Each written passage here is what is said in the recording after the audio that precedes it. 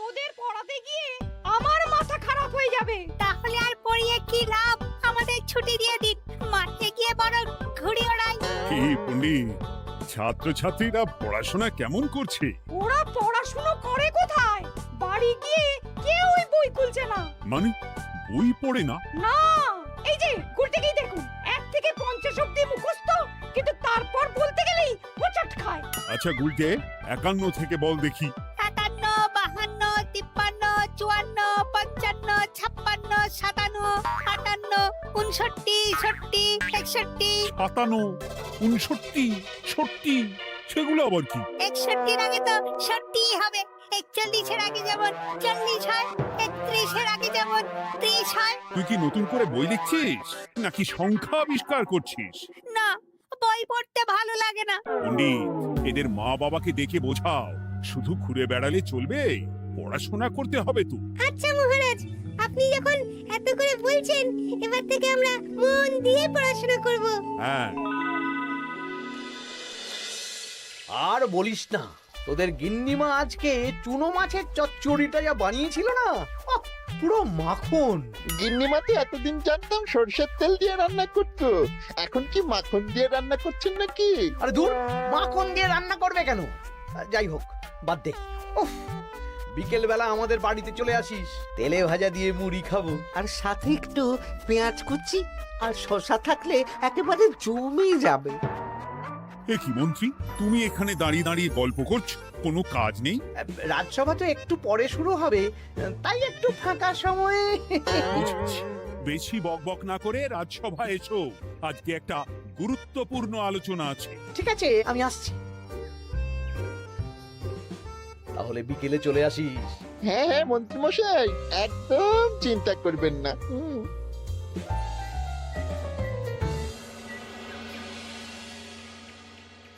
রাজ্যটা তো রসাতলে চলে যাচ্ছে, বাচ্চারা পড়াশুনো করছে না, বড়রা গল্প গুজব করে আড্ডা দিয়ে কাটাচ্ছে। কি করা যায় কিছুই তো বোঝা যাচ্ছে না। কে গল্প গুজব করে আড্ডা দিচ্ছে মহারাজ? কে আবার? আমাদের মন্ত্রী। আমি নিজের চোখে একটু আগেই দেখলাম, বটা ঘটার সাথে সকাল সকাল গল্প জুড়েছে। তাহলে এটা বোঝা যাচ্ছে যে মন্ত্রী মশাইয়ের তেমন কাজ নেই, আর কাজ যখন নেই তখন মন্ত্রী মশাইকে রাজসভায় রাখারও দরকার নেই। হ্যাঁ মহারাজ, গোপাল এটা ঠিক কথা বলেছে। মন্ত্রী মশাই তো কাজের মধ্যে দুটো জিনিসই করেন, অকাজ আর কুকাজ।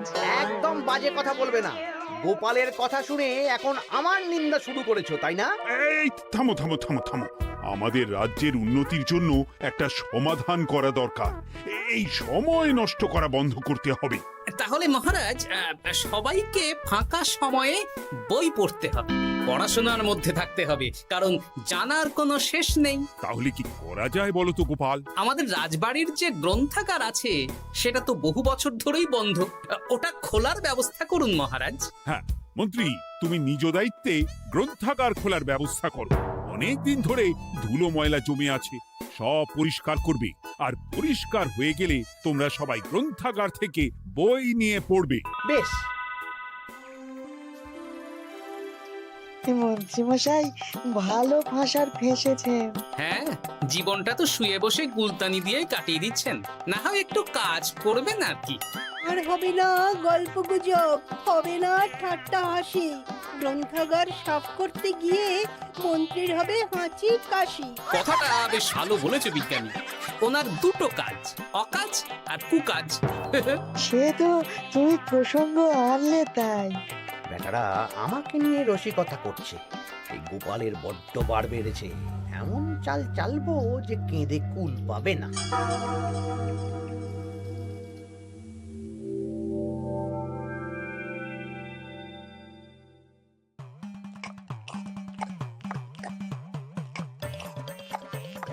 বেশ সুখে ছিলাম, কিন্তু হঠাৎ করে গোপাল আর মহারাজের সহ্য হলো না, চাপে পড়ে গেলাম।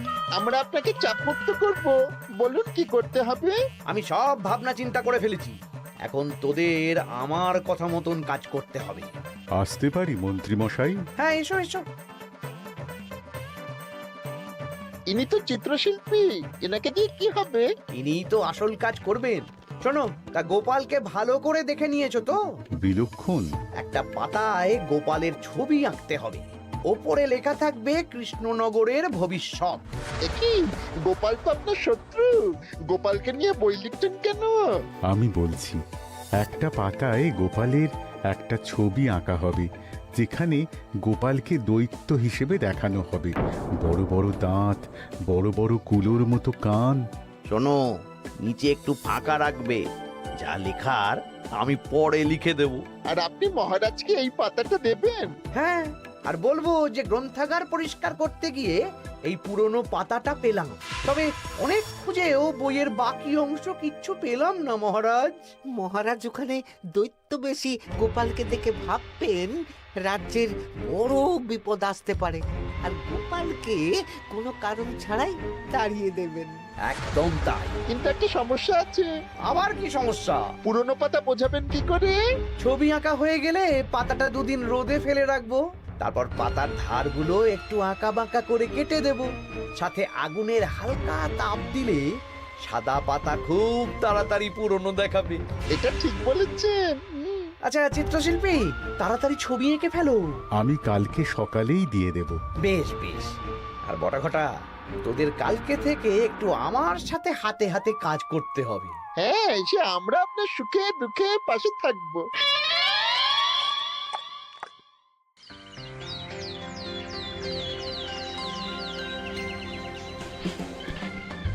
ওপরের তাকগুলো পরিষ্কার কর, ওপরের বইগুলো বড্ড ময়লা। কি মন্ত্রী, কাজ হচ্ছে? কাজ করছেন না, বরং কাজ করাচ্ছেন। কাজ হওয়া নিয়ে দরকার, যে আমি করি বা অন্য লোক, তাতে কি যায় আসে? যায় আসে মন্ত্রী মশাই। আমাদের এই গ্রন্থাগারে এত দামি দামি প্রাচীন দুষ্প্রাপ্য বই আছে, যদি কোনো বই চুরি হয়ে যায় তার দায় কে নেবে? এটা গোপাল ঠিক বলেছে। আমি তো এখানেই আছি, বটা ঘটা সাহস আছে নাকি বই সরানোর? বেশ, তাহলেই ভালো। চলো গোপাল, পাঠশালায় গিয়ে দেখে আসি আজকে কেমন পড়াশুনো চলছে। গোপাল আমাদের ঘুরিয়ে চোর বললো মন্ত্রী মশাই, আর আপনি প্রতিবাদ করলেন না। প্রতিবাদ কি? গোপালকেই দুদিন পরে রাজ্য থেকে বার করে দেব।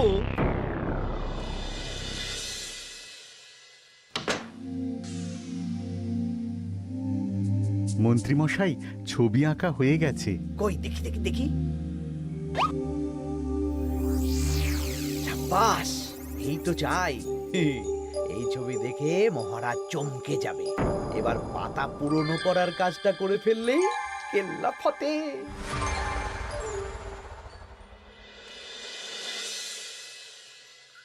তা মন্ত্রী, গ্রন্থাগার পরিষ্কার করার কাজ শেষ? হ্যাঁ মহারাজ, তবে তবে কি? একটা পুরনো বইয়ের পাতা পেলাম। কি? এই এই দেখুন মহারাজ, আচ্ছা দেখি। অনেক পুরনো বইয়ের পাতা। একই মহারাজ, আপনি আমার দিকে তাকাচ্ছেন কেন? ওরে বাবারে, এই পাতায় কি লেখা আছে? পড়ছি, কৃষ্ণনগরে এক নবরূপী দৈত্য জন্ম নেবে, যার নামের আদ্য অক্ষর গ। সে শুরুতে লোকজনের উপকার করবে, কিন্তু তার বয়সকালে তার আসল রূপ ফিরে আসবে।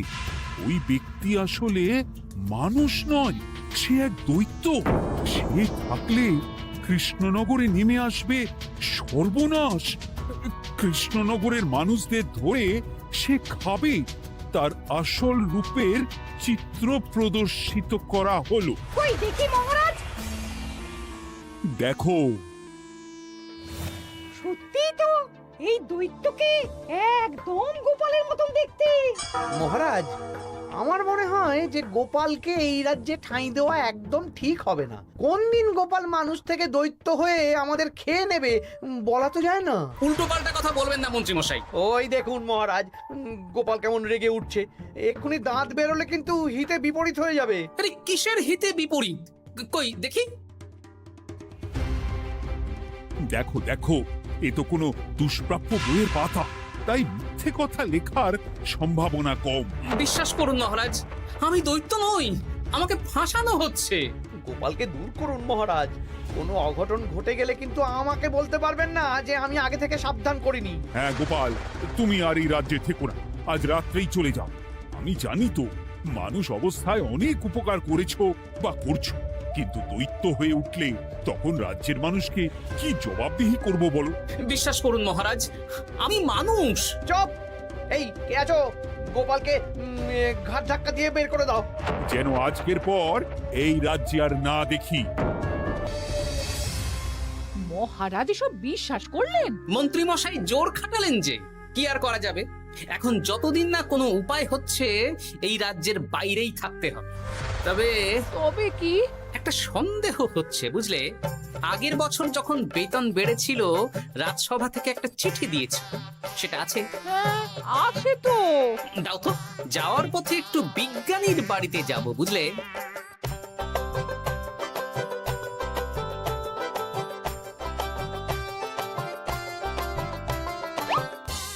এবার চলো। আমিও বুঝতে পারছি গোপাল, এটা গভীর ষড়যন্ত্র। শোনো, তুমি একটা কাজ করো। ওই পাতার লেখাটা দেখে আমার মনে হলো হাতের লেখাটা খুব চেনা চেনা। তুমি একবার এই চিঠিটার সাথে মিলিয়ে দেখো তো। মন্ত্রী মশাইয়ের হাতে লেখা চিঠি। বেশ, আমি তাহলে কায়দা করে পাতাটা নিয়ে এসে পরীক্ষা করব। তা কোথায় থাকবে এখন? কদিন ওই শ্বশুর বাড়ি, আর আমি তোমার সাথে দেখা করার জন্য রোজ রাতে আসবো। বেশ।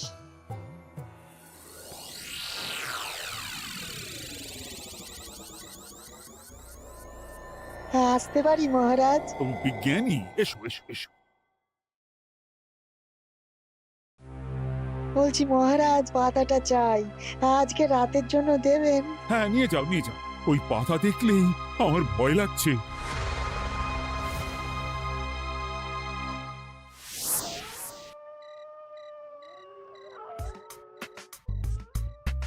এ তো হাতের লেখা হুবহু এক। একদম মিলে যাচ্ছে। তার মানে এই হাতের লেখা মন্ত্রী মশাইয়ের, আর এই বই রোদে ফেলে রেখে হলুদ করা হয়েছে। আসতে পারি বিজ্ঞানী? এ কি, এ কে তুমি?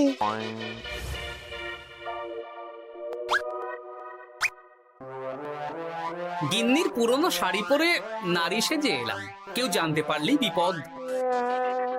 এ কোনো বিপদ নেই, তোমাকে মন্ত্রী মশাই ফাঁসিয়েছেন। ওনারই হাতের লেখা, আর ওটা রোদে ফেলে আর উষ্ণ তাপে রেখে পাতা হলুদ করা হয়েছে। জানতাম এইরকমই কিছু একটা হবে। তাহলে কালকে সকালেই রাজসভায় সব খোলসা করে দিই। না না, তার আগে মন্ত্রী মশাইকে একটু নাচাবো। কিভাবে? আমি দৈত্য সাজবো আর মন্ত্রীকে ভয় দেখাবো। আগে বটাকে দেখাবো, তারপর ঘটাকে, শেষে মন্ত্রীকে। এ ভালো মজা হবে, আমি তোমার পাশে আছি। তাহলে তাহলে এখনই সাজগোজ করে ফেলি বুঝলে। তুমি একটা চাদর মুড়ি দিয়ে আমার সাথে বটা ঘটার বাড়িতে যাবে এখন। আচ্ছা।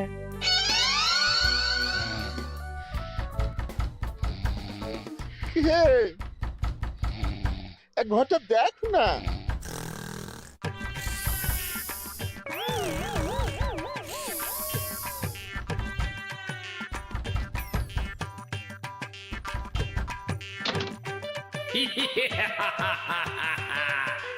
আমি তোকে খাবো, আমি দৈত্য গোপাল। বাবারে, আসল দায়িত্ব কি করে হয়ে গেলে? পালাই, এই ঘটা ওঠ। পালিয়ে কোথাও যেতে পারবি না, আমি তোকে খাবো। বাঁচাও বাঁচাও। কি হলো? বটা কোথায়?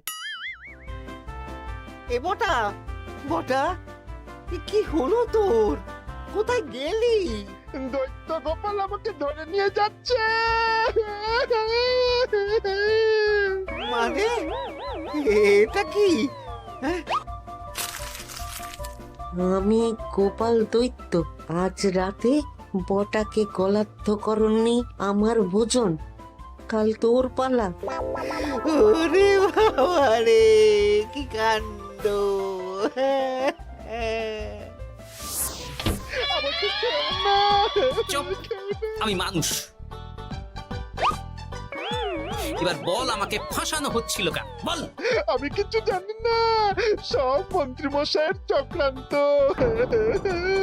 আমাকে ছেড়ে দাও। এখন না, পরে ছাড়বো। শোনো বিজ্ঞানী, এখন এর মুখ হাত পা ভালো করে বেঁধে ফেলো দেখি। আমি এক্ষুনি বাঁচছি। আর ভোরবেলা একটা কাজ করতে হবে, আমার কয়েকটা নাতি নাতনিকে তোমার বাড়িতে নিয়ে আসবো, আর তারপর আচ্ছা, আমি এখন চললাম, দরজাটা ভালো করে বন্ধ রেখো।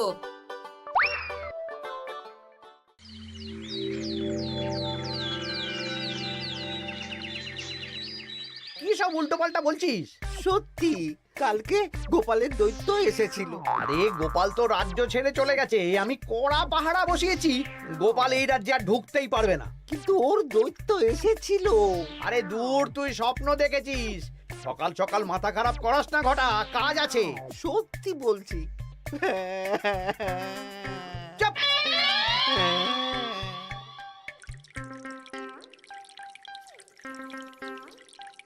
মহারাজ, আমি কানা ঘুষো খবর পেলাম বটাকে গোপাল দৈত্য কালকে রাতে তুলে নিয়ে গেছে। হ্যাঁ, আমিও তো তাই শুনলাম। কি সর্বনেশে দিন এলো! এতদিন তো এই বিপদ ছিল না। কালকে গোপালকে তাড়িয়ে দেওয়ার পরেই গোপাল দৈত্য হয়ে সব শুরু করলো নাকি? আরে দূর দূর, আরে গোপাল দৈত্য হবে কি করে? মানে তুমি তো ওই পাতাটা দেখিয়ে বললে। না মানে আমি বলতে চাইছি যে মহারাজ, গোপাল দৈত্য হয়ে এই রাজ্যে বিপদ আনতে পারে, কিন্তু সেটা তো এই রাজ্যে থাকাকালীন। এখন তো রাজ্যেই নেই, তাহলে আমি তো এর মাথা মুন্ডু কিছুই বুঝতে পারছি না।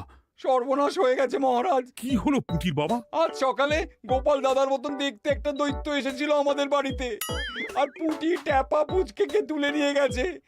এবার আমাদের কি হবে মহারাজ? এ কি সর্বনেশে কাণ্ড রে বাবা!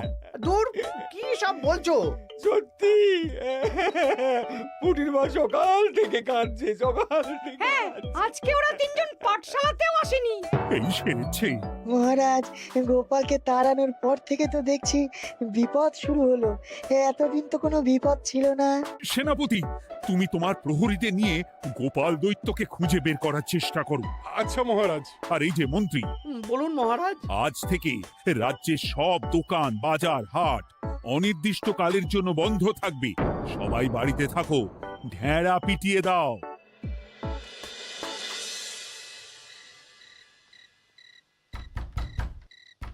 কে? আমি দরজা খুলবো না। এই দরজা খোলো, আমি আমি বিজ্ঞানী।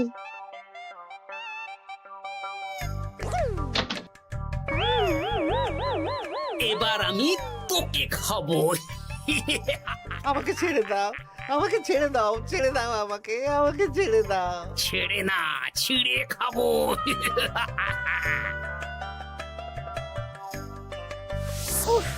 এই তো দাদু চলে এসেছো। এরকম শুয়ে বসে থাকতে ভারী মজা। এ কি বটা, তোর কিছু হয়নি? না না, কাল একটু ভয় পেয়েছিলাম। না, কিছু হবেও না। এই মন্ত্রীর সব চক্রান্ত ধরা পড়ে গেছে।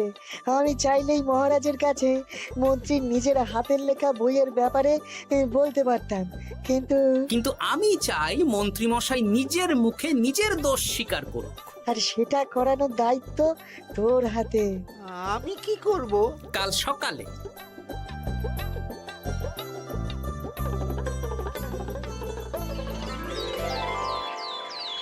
কালকে আবার ঘটাকে তুলে নিয়ে গেছে।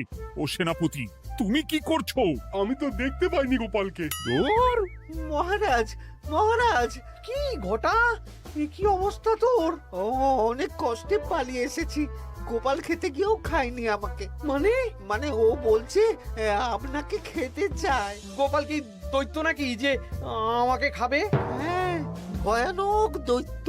এই তো আমি পাতাটা এনেছি, দেখো তো একবার। হ্যাঁ হ্যাঁ হ্যাঁ, এইরকম। ওরে বাবা, কি ভয়ানক! এই গোপালটা কি শুরু করেছে বলতো? গোপাল দৈত্য হবে কি করে? এই ছবির নিচের লেখাটা তো আমার, তুই জানিস না নাকি? না মানে কিছু না, কিছু না। তোমার লেখা মানে? না না, আমার লেখা না, মানে আমি খুঁজে পেয়েছি আর কি। আপনি সত্যি না বললে আমার কাছে কিছু প্রমাণও আছে মন্ত্রী মশাই, যে এই পাতার লেখাটা আপনার। হ্যাঁ, এটা মন্ত্রী মশাইয়ের লেখা, আমি সব জানি। এই তোকে বলতে বলেছি। না না না না না, এবার আমি বলবই, আগে আমার প্রাণ, তারপর আপনার মান। মন্ত্রী মশাই এই পাতাটা নিজে লিখেছেন আর গোপালের ওই ভয়ানক ছবি একজনকে দিয়ে আঁকিয়েছেন। রোদে রেখে ও আগুনে উষ্ণ তাপে পাতাটা হলুদ করেছেন আর ধারগুলো আঁকা বাঁকা করে কেটেছেন যাতে দেখে পুরনো মনে হয়। সব বাজে কথা। কোনো বাজে কথা না। এই দেখুন মহারাজ, মন্ত্রীর হাতের লেখা একটা চিঠি আর বইয়ের লেখা একদম এক।